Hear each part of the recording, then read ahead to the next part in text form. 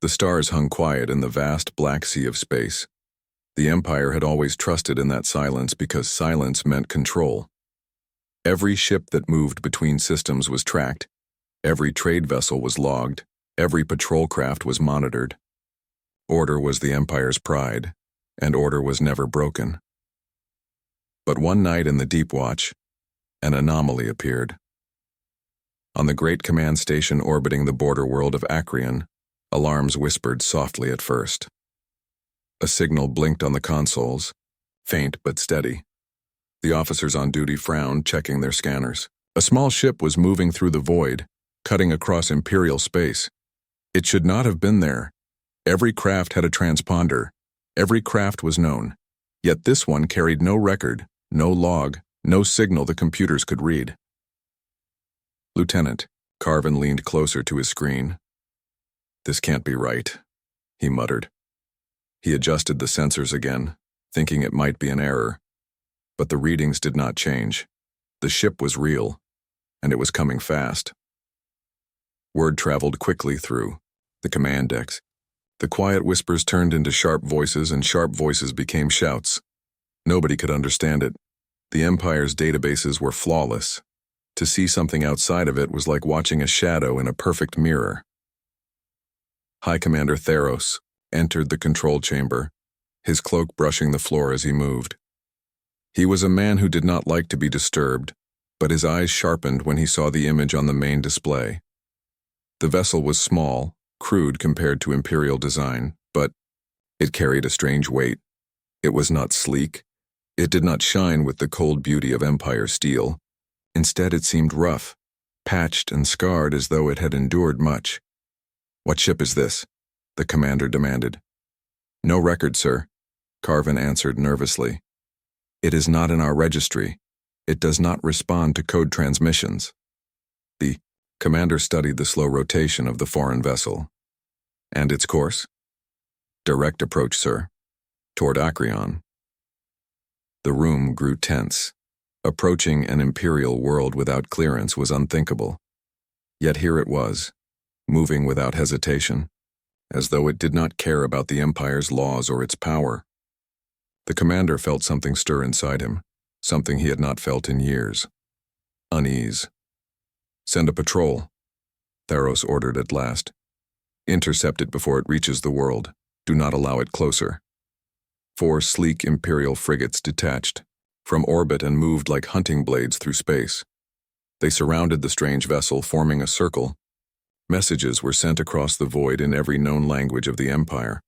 Warnings echoed across channels. Still no reply came, only the steady signal of the ship's engines pushing forward. On the command station, officers shifted uncomfortably. "Perhaps they do not understand us," someone suggested. But another voice answered, "All species understand a blockade." The silence from the ship was strange, almost deliberate. It seemed to breathe its own rhythm, ignoring the Empire as if it were not there. Then, without warning, the ship broadcast a sound. Not a code, not a digital signal, but a voice.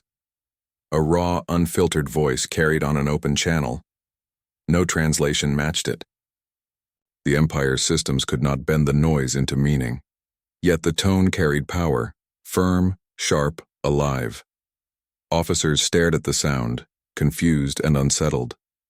No one in the chamber could remember the last time they had heard a voice without the smooth filter of a translator. It felt too close, too real, too human.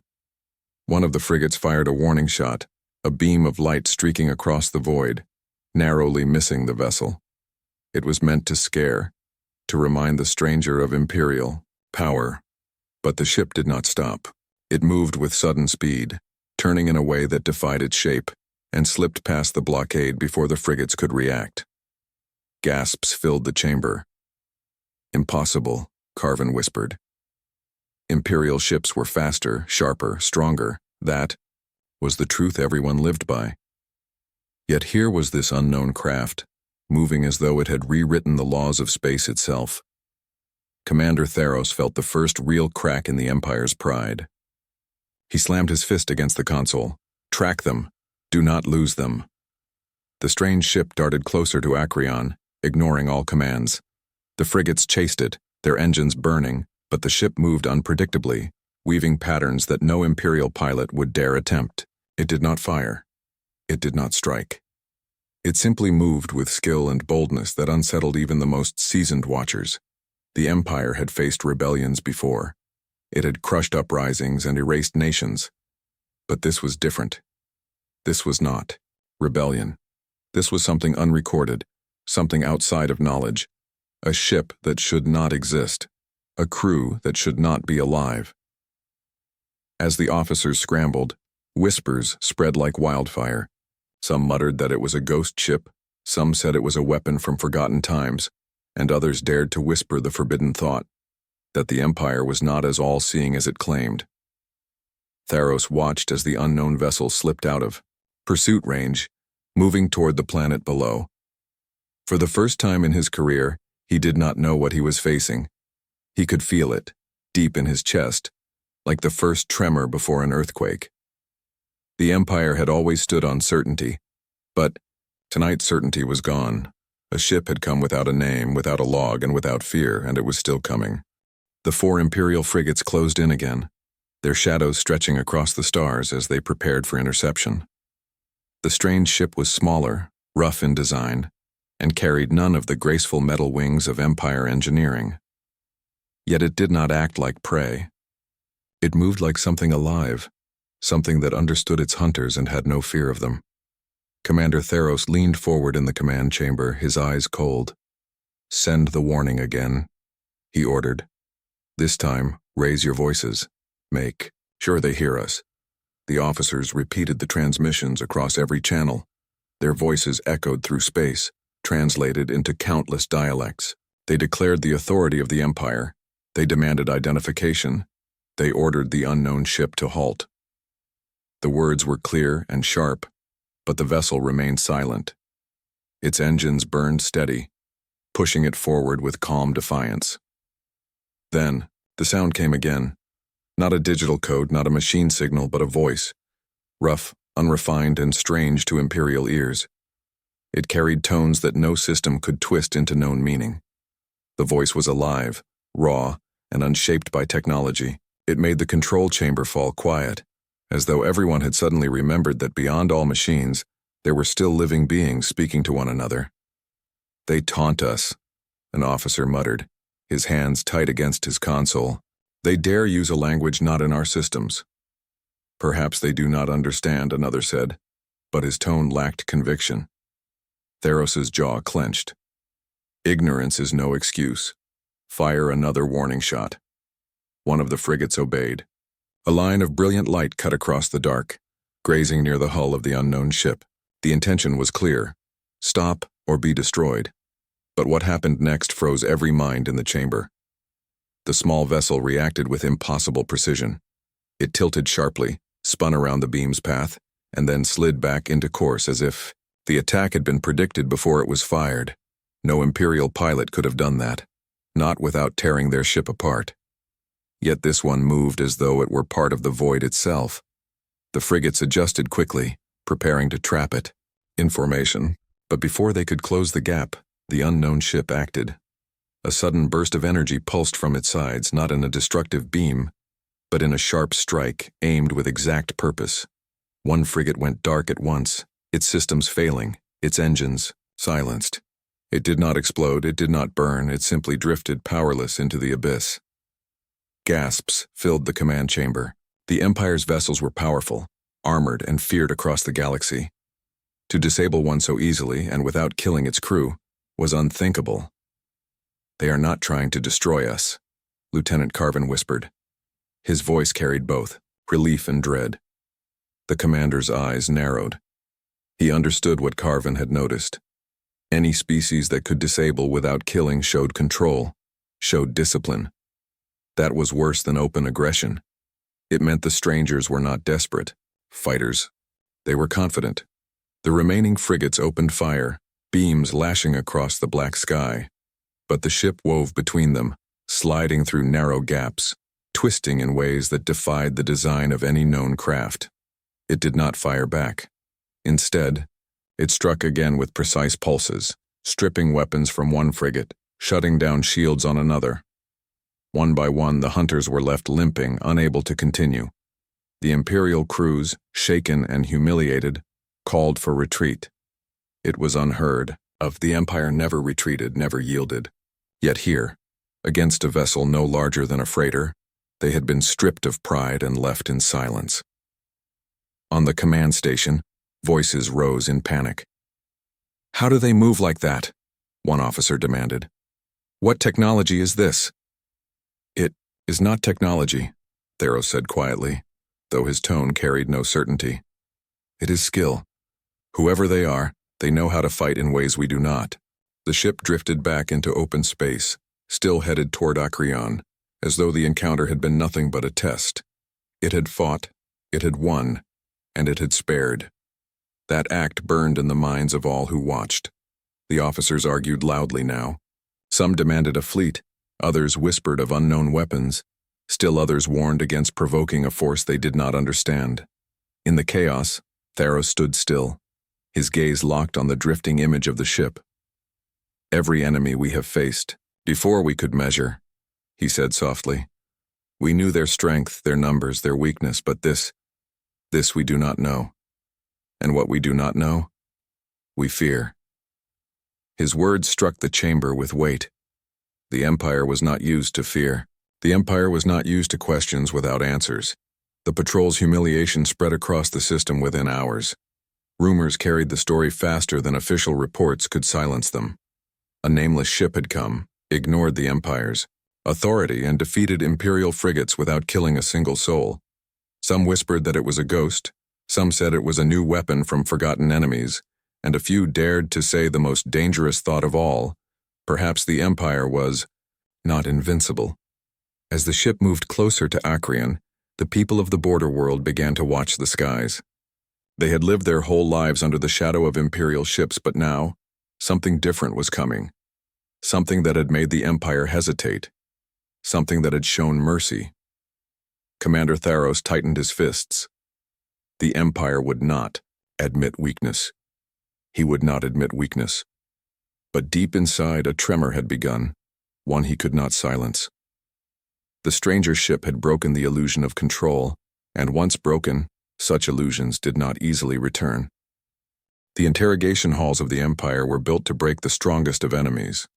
Cold walls, bright lights, and machines designed to read every twitch of the body stood ready for work. Yet when the first of the strangers was brought in, the hall seemed strangely powerless. The being stood taller than expected, wrapped in rough fabric instead of smooth armor. Its face was sharp, its eyes watchful, and its hands were calloused from use. To the guards it looked almost fragile compared to the Empire's armored soldiers. But there was something unsettling about the way it carried itself. It was unafraid. The translators struggled at first. The stranger spoke in that same strange voice, filled with rough edges and sounds the machines had never shaped before. Days passed as scientists worked to decode the language. When the first words came through, they carried a simple, direct weight. "We are human." The Empire's council stared at the recordings in disbelief. No such species was logged. The databases stretched back thousands of years, covering every world the Empire had touched. For something new to appear was impossible, and yet here they were. The scientists pushed deeper. They examined the prisoners, measured their blood, their bones, their muscles. Each discovery only deepened the unease. Their skeletons were denser than most known species. Their muscles built for greater gravity than the Empire's worlds. Their lungs able to process air filled with toxins others could not survive. They were not weak. They were forged by hardship. Whispers began to spread through the lower decks of the Empire's fleets. The word Deathworlder surfaced in hushed tones. A Deathworld was a place no sane empire would colonize. Planets, filled with storms, predators, and poisons that ended life quickly. The idea that a sentient species had not only survived but thrived on such a world sent chills down the spines of even hardened soldiers. In the grand halls of the capital, lords debated endlessly. Some demanded the humans be destroyed before they became a threat.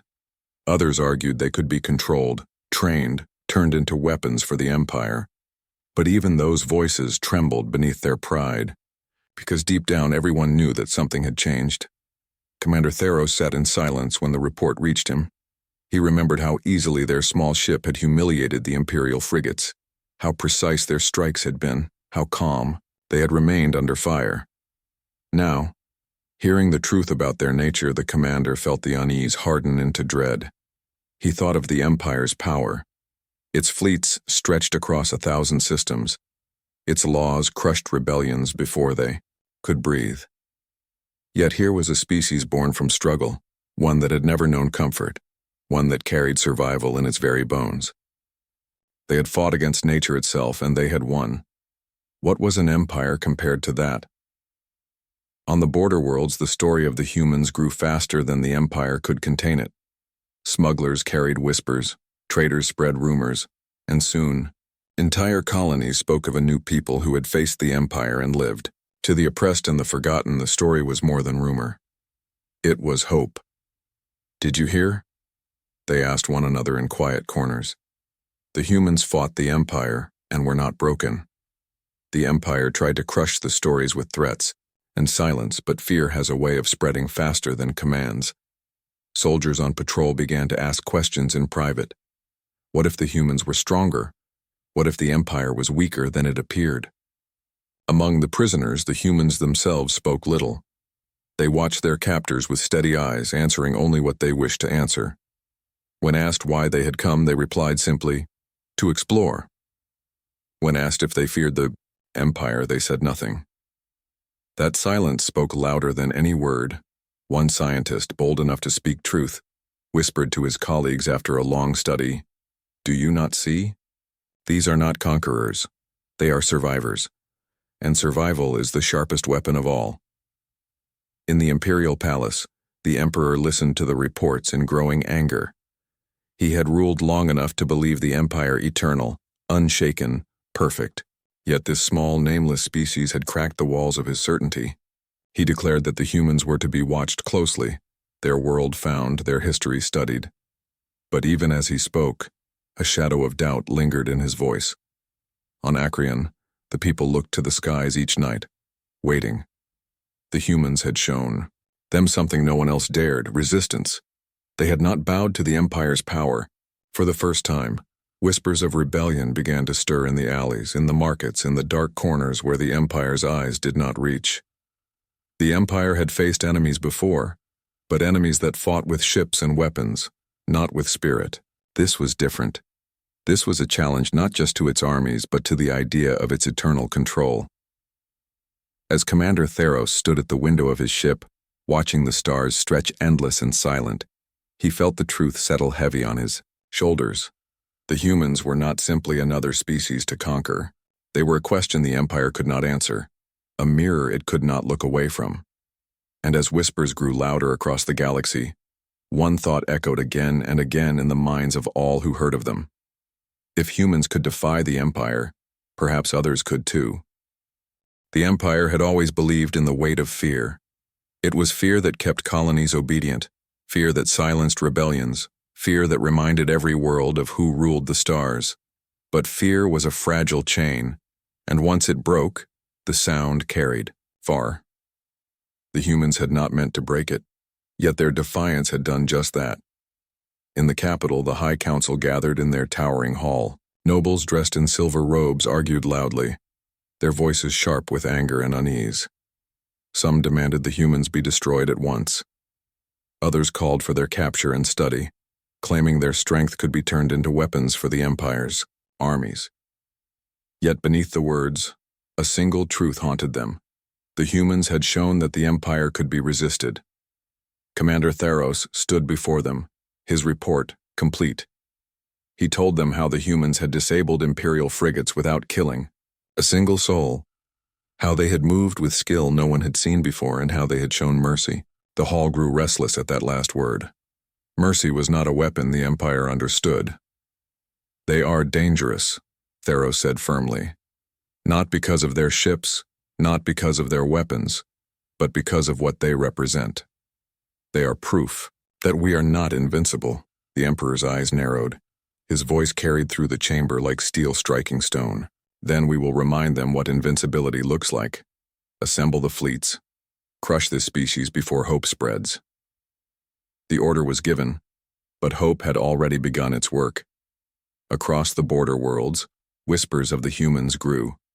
Traders carried tales of their strange strength, smugglers told stories of their victory, and workers repeated the words they had spoken. We do not kneel. To the oppressed, it was more than defiance. It was a spark. On the mining colonies where, workers bent under endless quotas, men and women began to murmur. If the humans can fight, why not us? On distant farming worlds where the Empire's taxes starved families, farmers raised their heads a little higher. And in the dark prisons where rebels had once cried in silence, hope began to stir again. The Empire responded with force. Patrols grew harsher, punishments more severe.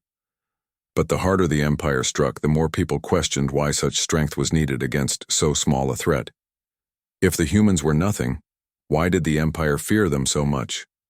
Among the fleets, doubt crept in like a sickness.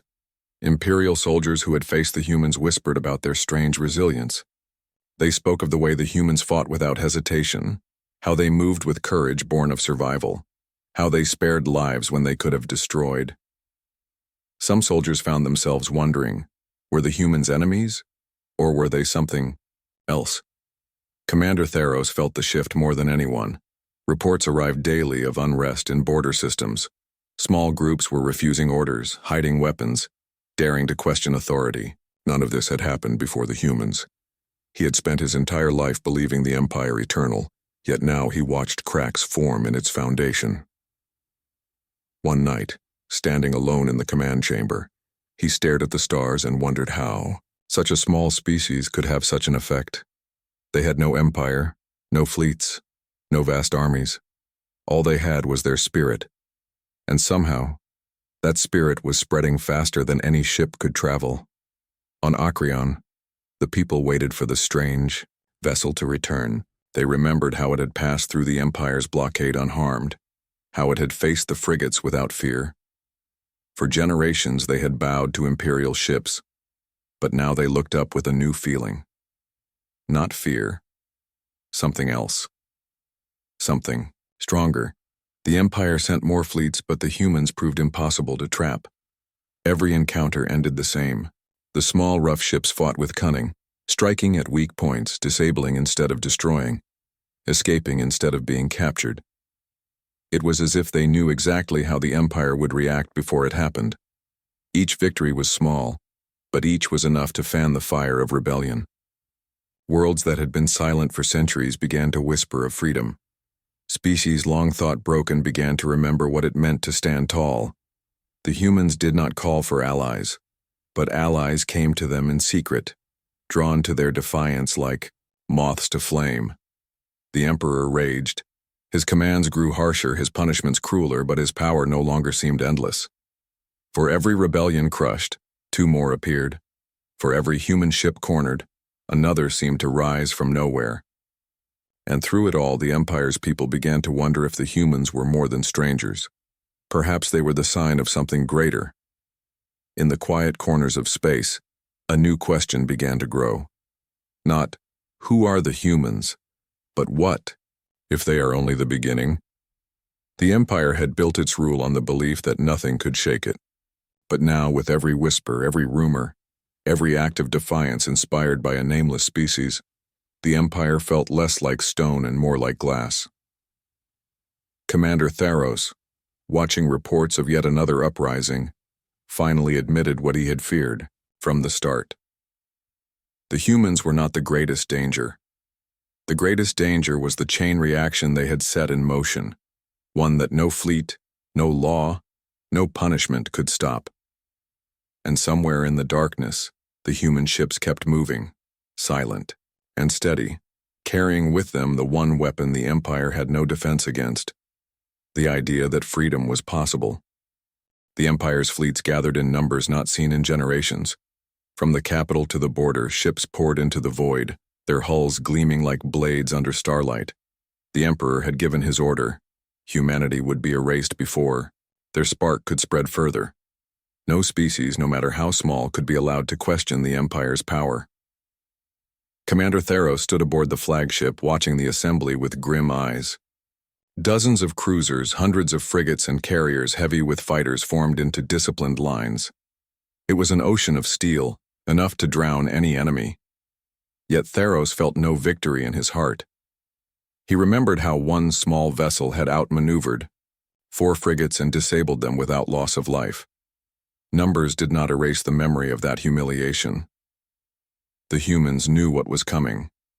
Their message had already crossed Imperial space, broadcast on open channels in words simple and defiant. "We do not seek war, but we will not kneel." The Empire mocked those words in its halls, but soldiers on the ground whispered them in secret, repeating them like a shield against fear. When the fleets finally found the humans, the battle did not begin with a roar, but with silence. A handful of human ships floated in the dark, scarred and patched but steady, facing the vast wall of Imperial steel. They did not flee. They did not hide. They simply stood, as if daring the Empire to test them. The first shots came from the Empire. Bright beams of energy lit the void, tearing through space where the humans had been only a heartbeat before. Their ships moved suddenly, breaking formation, scattering into strange angles. Imperial captains scoffed at their chaos, believing it weakness. But soon that chaos revealed itself as something else. The humans fought like no one had ever seen. They did not follow the Empire's rigid lines of war. They darted in and out of formation, striking at weak points with precision, vanishing before counterfire could land. They used their smaller size not as a disadvantage but as a weapon, weaving between the heavy cruisers like hunters among giants. One Imperial destroyer turned too slowly, and a human ship slipped close enough to release a burst of energy directly into its engines. The massive vessel went dark and silent, drifting helpless through the fight. Another cruiser lost its shields after a quick strike at its exposed flanks. Again and again the humans struck, never aiming to kill, only to disable. Theros watched, in disbelief. The Empire's fleet was vast, but the humans were not fighting for victory in numbers. They were fighting with tactics the Empire had never considered. Each strike, each maneuver was designed to expose the Empire's weaknesses. For the first time, the commanders realized that their overwhelming strength was also their greatest vulnerability. The battle spread into chaos. Imperial formations broke apart as captains tried to chase the elusive ships.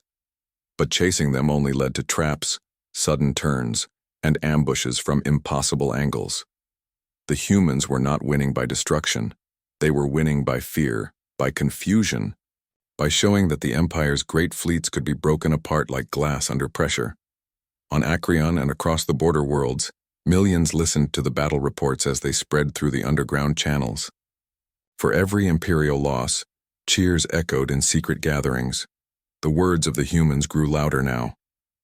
"We will not kneel." To the oppressed, it was no longer a story. It was proof. Even Imperial soldiers felt the shift. Crews aboard the surviving frigates spoke in whispers about the mercy of their enemies. "They could have destroyed us," one captain admitted, "but they did not."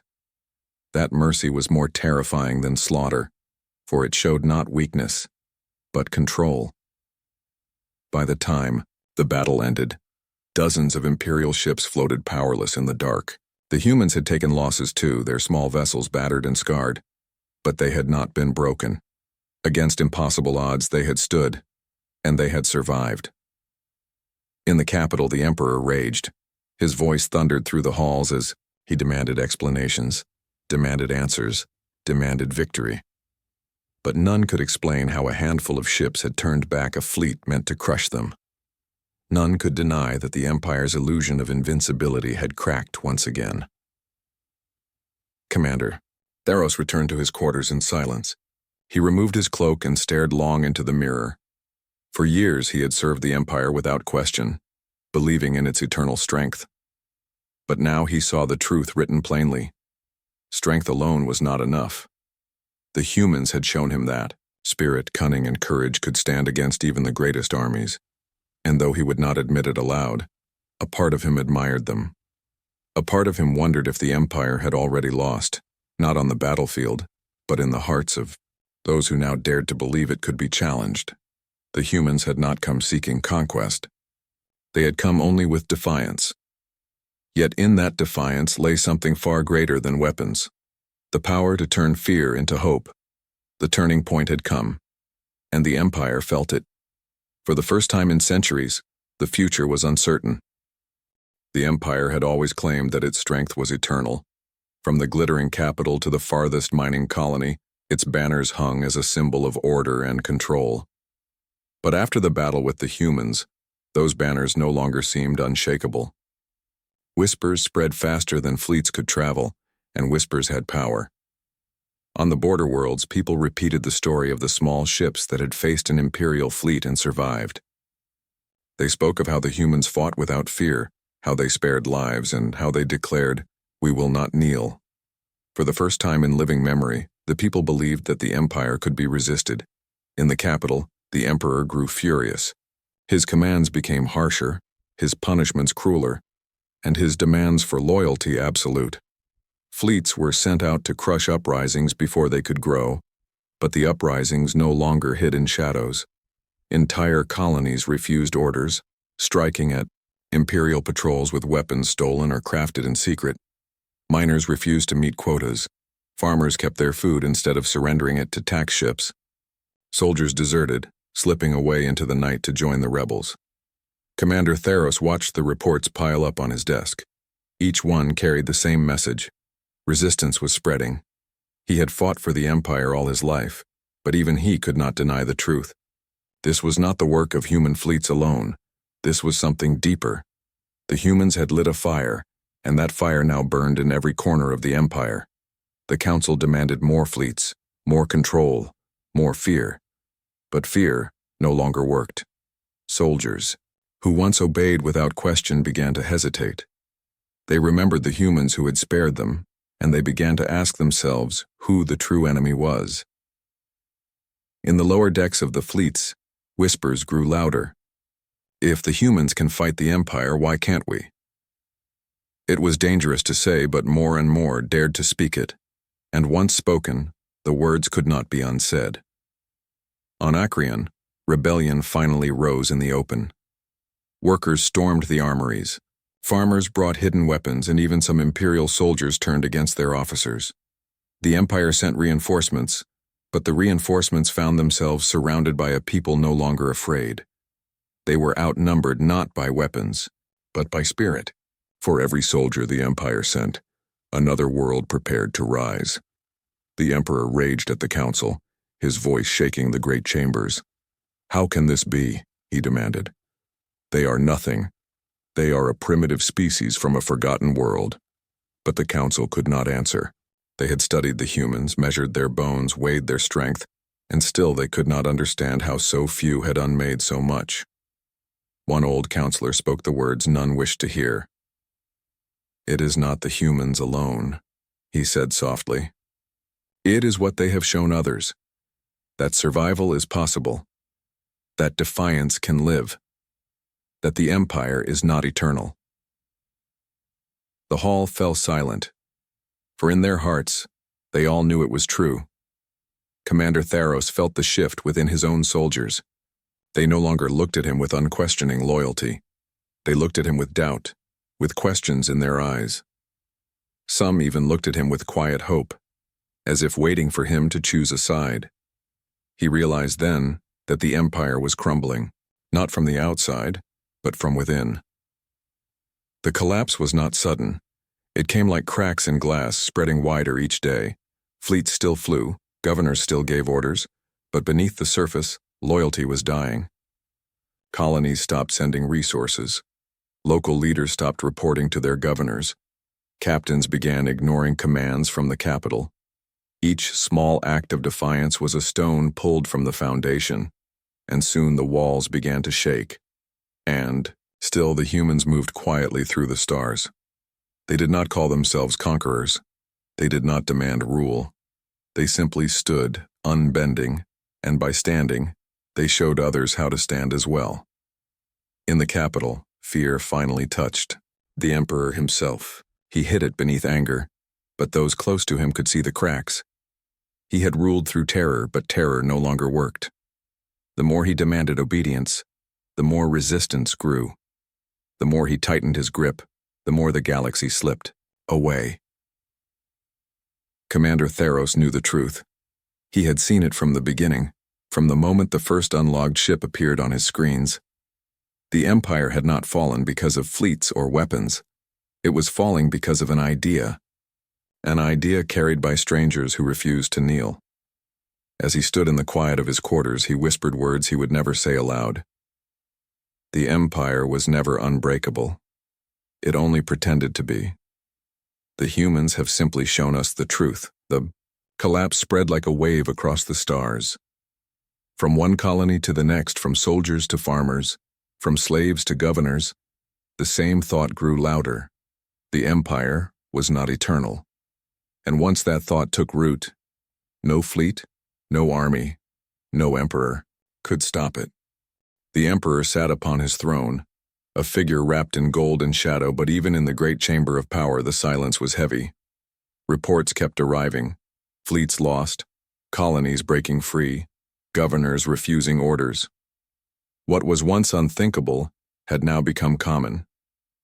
The empire that had ruled for centuries was trembling, and no decree could stop it. The council gathered around him, voices raised in anger and fear.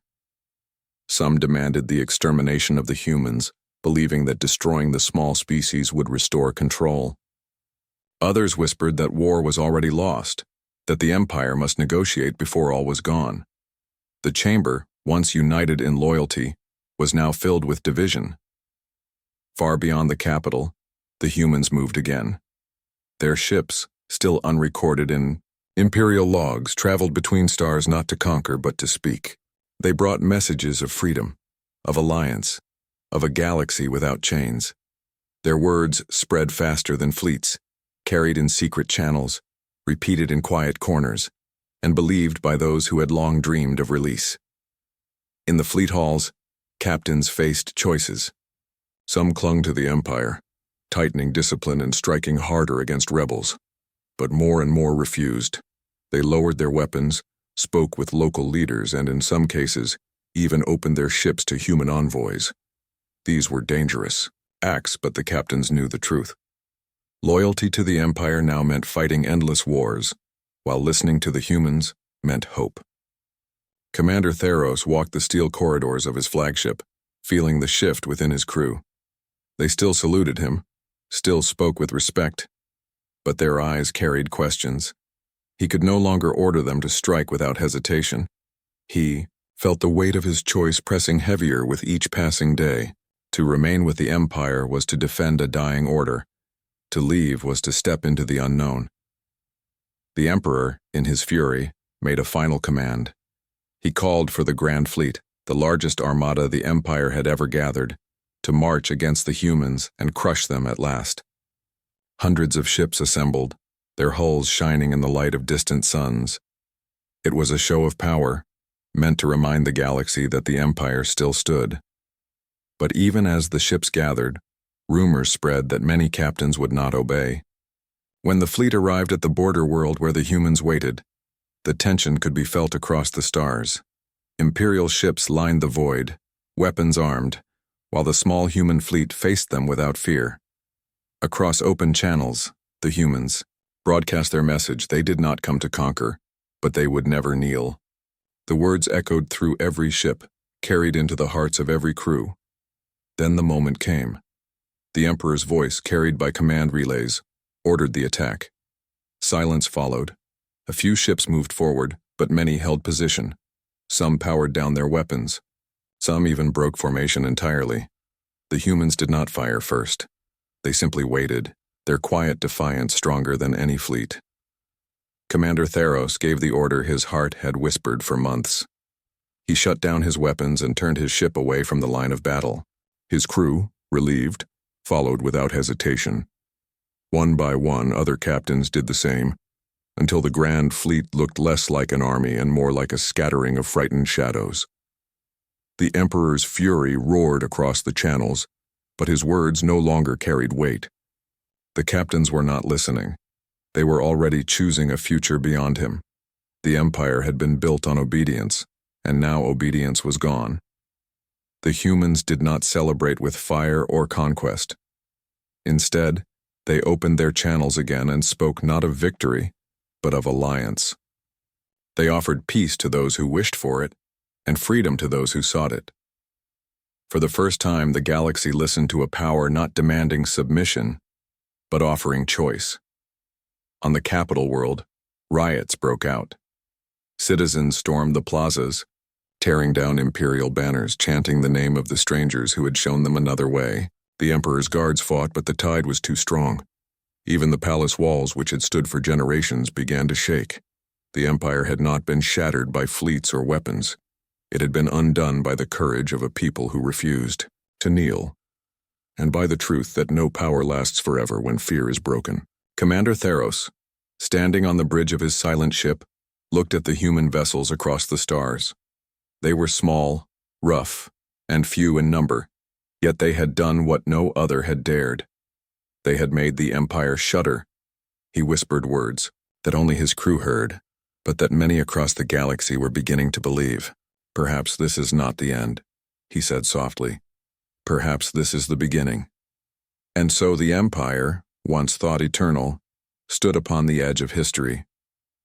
The humans had come from nowhere, a forgotten world with no place in the records, and yet they had changed everything.